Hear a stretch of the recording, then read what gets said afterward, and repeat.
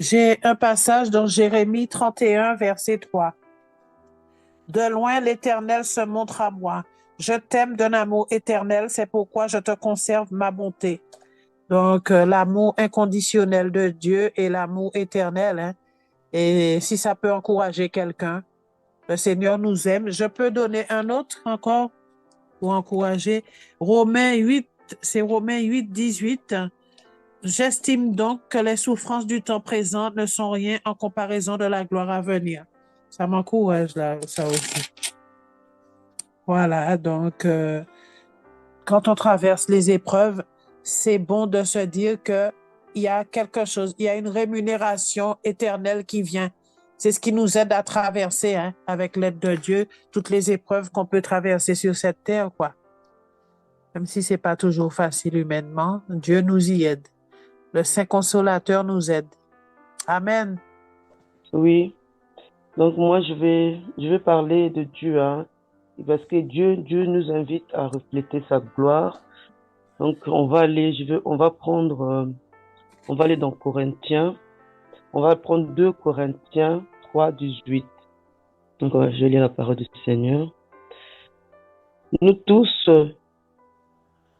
qui, nous tous, nous tous qui, le visage découvert, contemplons comme dans un miroir la gloire du Seigneur, nous sommes transformés en, en la même image de gloire en gloire, comme par le Seigneur et l'Esprit.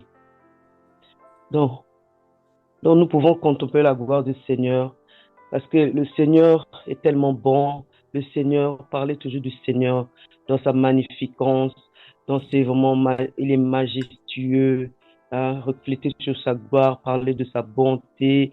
Il est, il est vraiment le Dieu souverain, le mettre toujours devant. Et parce qu'il il est vraiment grand, quoi.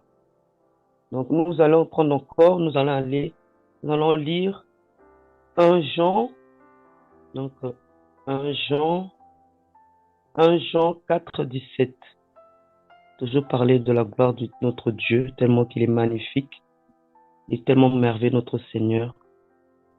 Donc, tel il est, tel nous sommes aussi dans ce monde.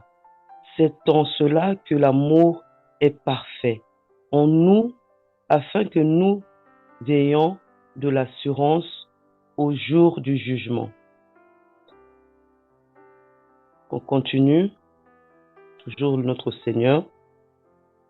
On va prendre encore 2 Corinthiens 4, 6. Refléter l'amour de notre Dieu. 2 Corinthiens 4, 6. Voilà.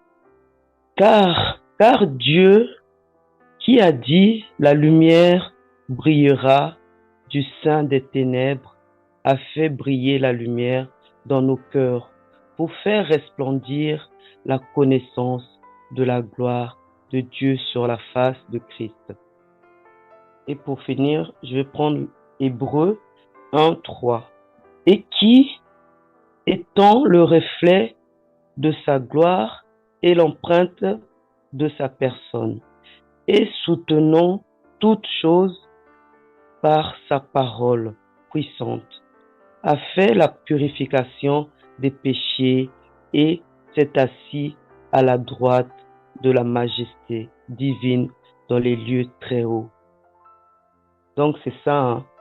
Dieu, c'est ça, donc Dieu nous invite à refléter sa gloire, donc à parler de sa gloire, à vraiment montrer son immense bonté d'être toujours là, qu'il est toujours là, notre Dieu. On le met toujours, il faut qu'on mette Dieu toujours devant nous, devant notre mariage, que Dieu prenne place, prions toujours, parlant à notre Seigneur, qui nous garde, que vraiment notre Seigneur est toujours là, pour nos enfants, toujours à le remercier toujours, parce que sa gloire est là, son immense bonté est là, donc son amour, parce que hein, c'est toujours ça qui fait pour il est toujours là pour nos vies. Nous sommes rien vraiment nous sommes rien sans notre Seigneur. Hein, notre Seigneur est vraiment merveilleux. Notre Seigneur est vraiment digne de louange. Notre Seigneur nous fait toujours des bonnes choses. Nous pouvons rien faire, nous pouvons rien faire sans notre Seigneur.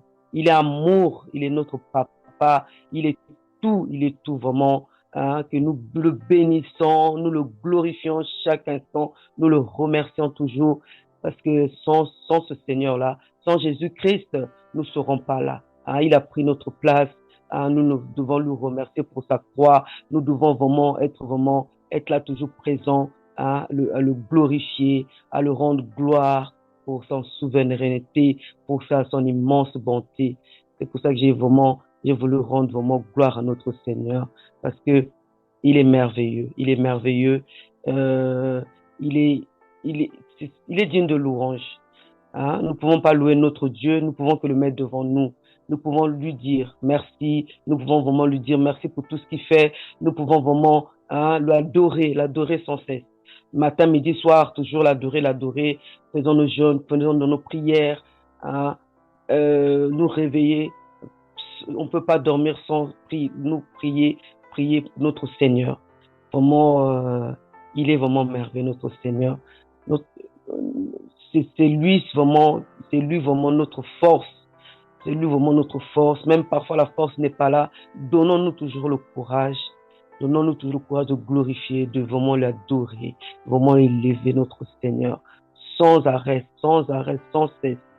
Parce que Jésus, il était là dans la Bible, il n'y avait que lui, il priait, il envoyait même ses disciples aller prier dans les maisons, aller vraiment qu'il nous donne ce courage, qu'il nous donne cette force-là, vraiment, hein, qu'il est toujours, qu'il nous donne vraiment cette énergie que lui, il avait vraiment, qu'il avait toujours de prier sans cesse, hein, de toujours, de prier, de vraiment de lui rendre gloire, de nous donner vraiment cette énergie-là, de l'énergie sans cesse avec nos sœurs, nos frères, que nous prions vraiment, que nous élevons toujours son nom à notre Dieu pour l'élever toujours, pour qu'il soit toujours vivant, pour qu'il soit toujours dans nos maisons, pour qu'il nous aide toujours dans nos quotidiens, pour qu'il est toujours, qui nous élève toujours. Hein. Parfois on est fatigué, parfois on a du mal, parfois on n'a pas du courage, qui nous donne vraiment ce courage-là, notre Seigneur Jésus-Christ de Nazareth, qu'il est là toujours pour nous, qu'il est là toujours dans nos couples, dans nos mariages, dans nos maisons, dans nos familles, hein, qu'on l'élève, quoi. Ce que je voulais dire vraiment, frères et sœurs, ce matin.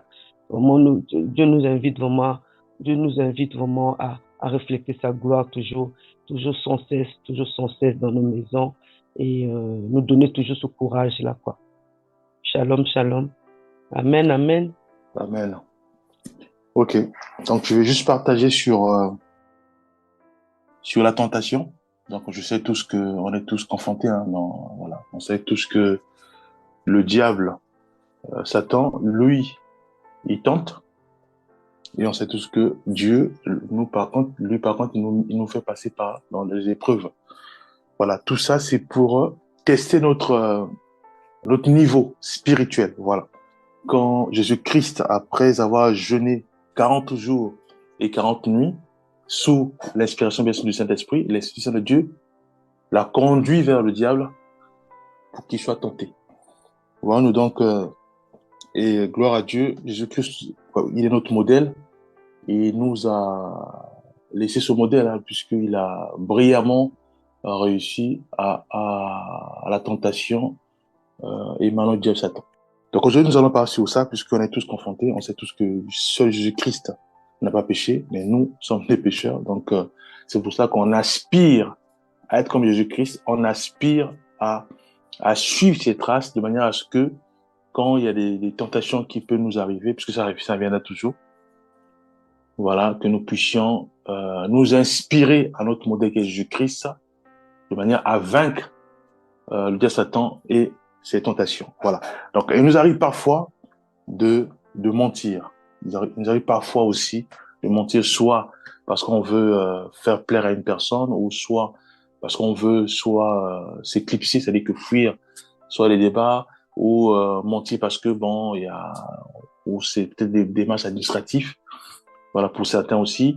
Ou ça peut aussi être, par exemple, on veut pas, par exemple, l'autre s'énerve contre moi, je vais de mentir pour éviter que soit mon épouse, soit mon épouse, soit mon collègue, soit mon père, soit ma mère puisse s'énerver. Voilà. Donc, il y a des cas comme ça où soit c'est parce que, ou parfois on est aussi arrivé, par exemple, on est amené parfois à s'énerver. Voilà, nous. Alors, quand cela arrive, eh bien, mes frères et sœurs, c'est ce qu'on appelle la tentation. Le diable est toujours là. On sait tous que le diable rôde.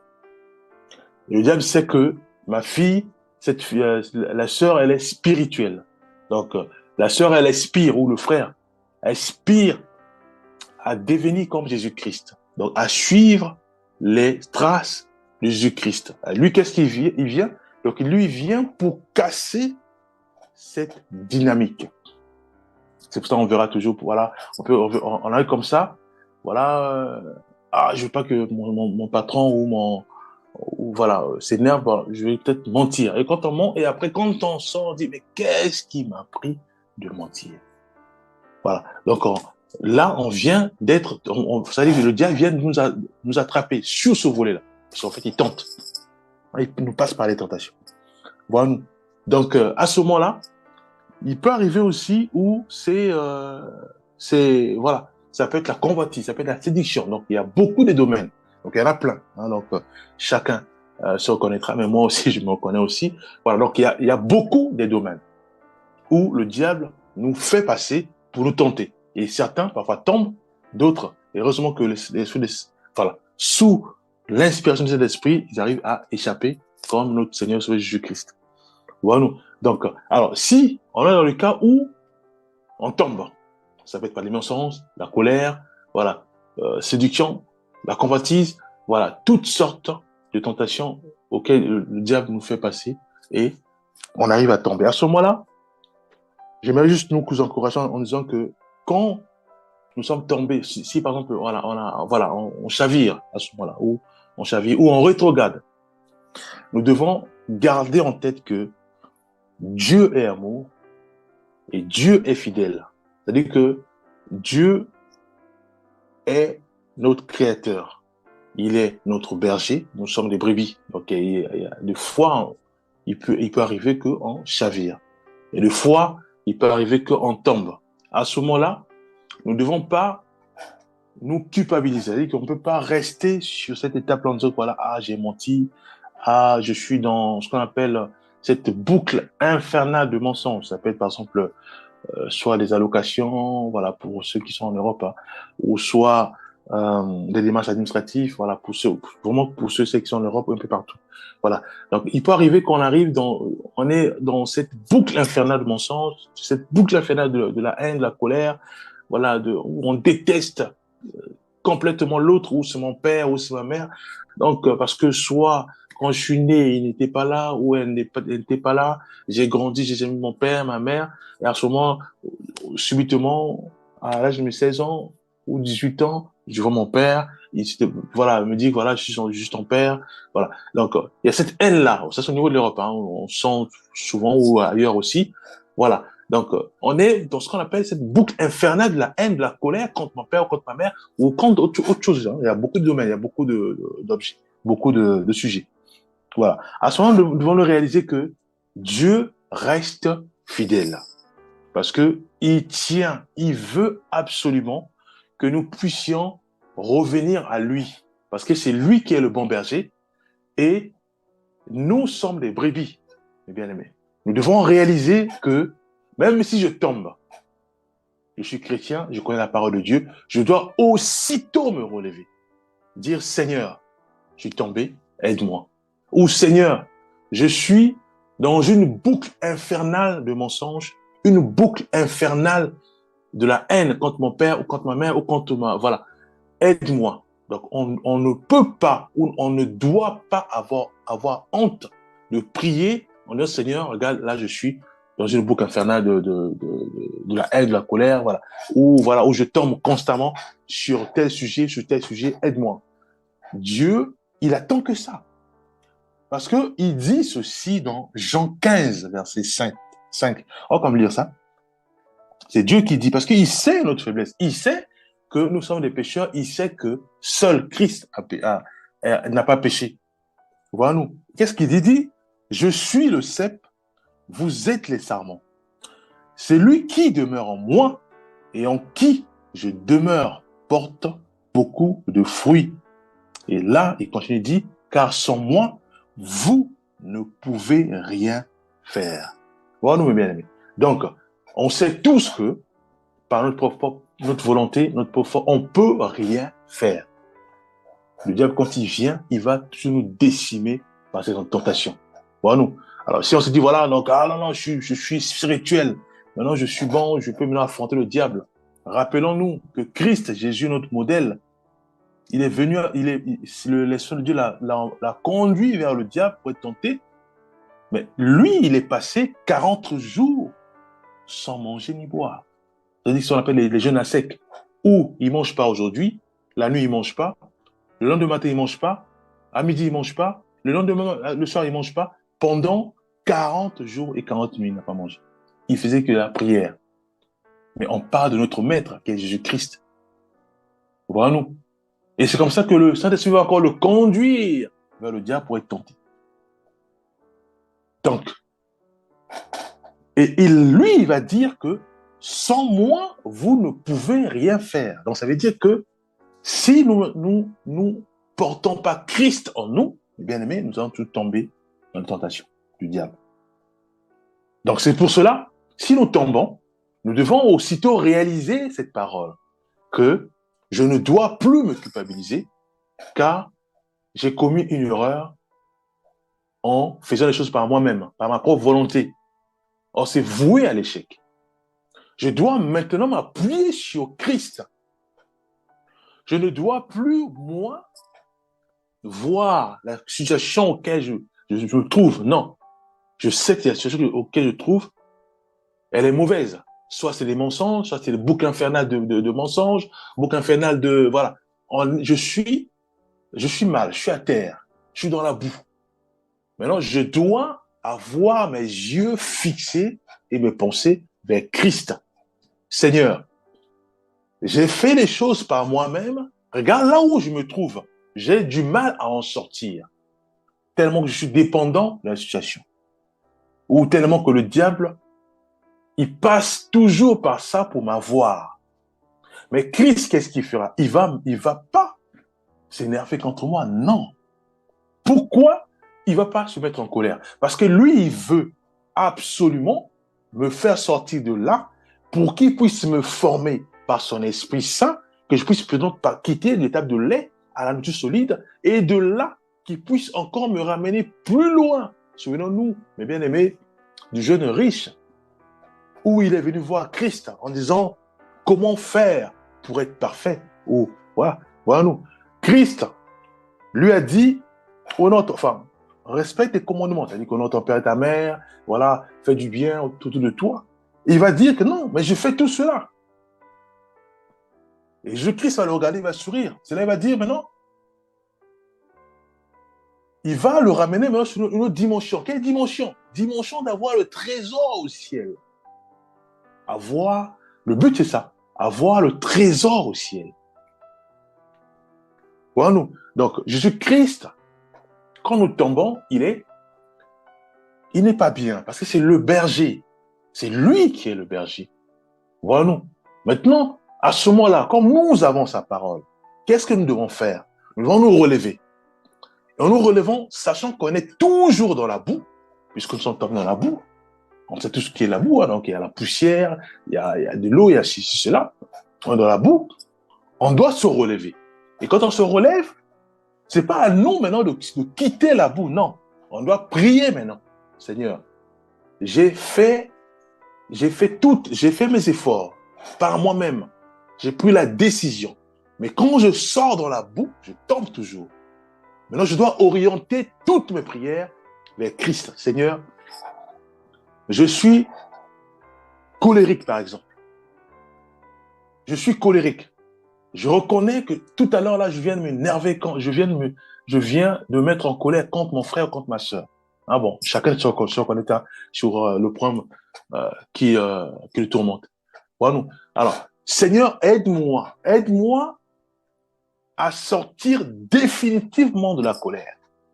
Mais bien aimé, on doit prier, avoir nos regards fixés, orientés vers Christ, à ce moment-là, Dieu va nous guérir de la colère. Et une fois que nous sommes guéris ou délivrés de toutes sortes de péchés, et à ce moment-là, ça va pas s'arrêter là. Jésus-Christ, maintenant, lui, il veut absolument que nous puissions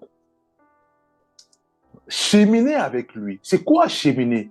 Ça veut dire que on passe l'étape du lait. C'est quoi l'étape du lait? C'est-à-dire que connaître Jésus-Christ, c'est le Seigneur et Sauveur, et à ce moment-là, on doit maintenant cheminer avec lui. Donc, on met dans sa parole, on met dans cela en pratique, et en se laissant conduire par le Saint-Esprit. Pourquoi? Parce que si nous ne laissons pas conduire par le Saint-Esprit, à ce moment-là, quand la tentation, elle va toujours arriver.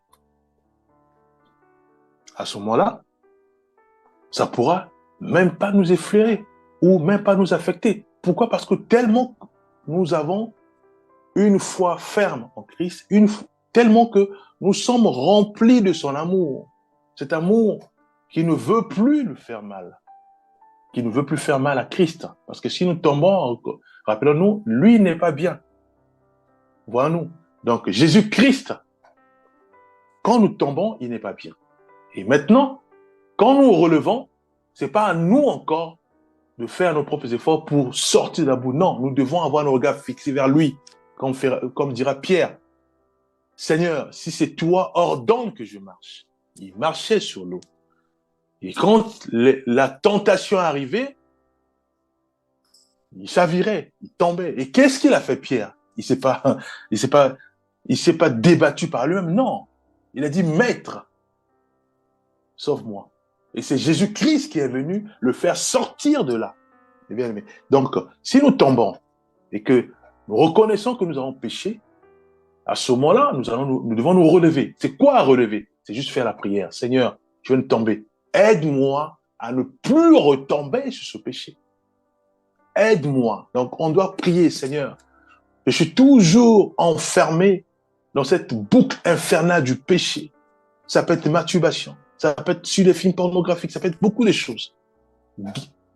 Délivre-moi de ça. Sauve-moi. Jésus-Christ, il pleure. Il va toujours mettre sa main et nous faire sortir de là. Et une fois sorti, ça va pas s'arrêter là, il va nous former parce que lui veut toujours que nous puissions cheminer avec lui comme des bons amis. Donc, ça sera l'étape du lait. Après, il va encore nous ramener encore plus loin à l'étape de la nourriture solide. Et après, souvenons-nous, comme j'ai dit tout à l'heure, du jeune riche, où il dit, voilà, je fais tout cela, je respecte la loi. Et c'est là, il va nous ramener dans la dimension d'avoir un trésor au ciel, bien-aimé. Voilà ce que je tenais à partager pour nous encourager tous, puisque je suis concerné aussi. Voilà, nous allons prier. Père, nous te bénissons, nous te rendons grâce. Toi, ô Père Céleste, qui nous a mis en garde en disant que le diable rôde. Aide-nous, Père Céleste. Aide-nous, Père, à décimer totalement ces tentations. Aide-nous, Père Céleste, à constater simplement que ces tentations n'ont plus d'efficacité dans notre vie. Nous te l'implorons, Père. Aide-nous, ô Père Céleste, à faire comme Paul, en disant, mort, où est ton aiguillon? Oui, nous dirons au diable Satan, où est ta tentation? Tellement que nous sommes remplis de Christ Jésus. Aide-nous, ô Père Céleste, à décimer les tentations du diable Satan, comme l'a fait notre Maître au désert. Nous te l'implorons. Aide-nous, Père, au nom puissant de Jésus-Christ. Nous avons ainsi prié. Amen. Amen. Amen. Amen.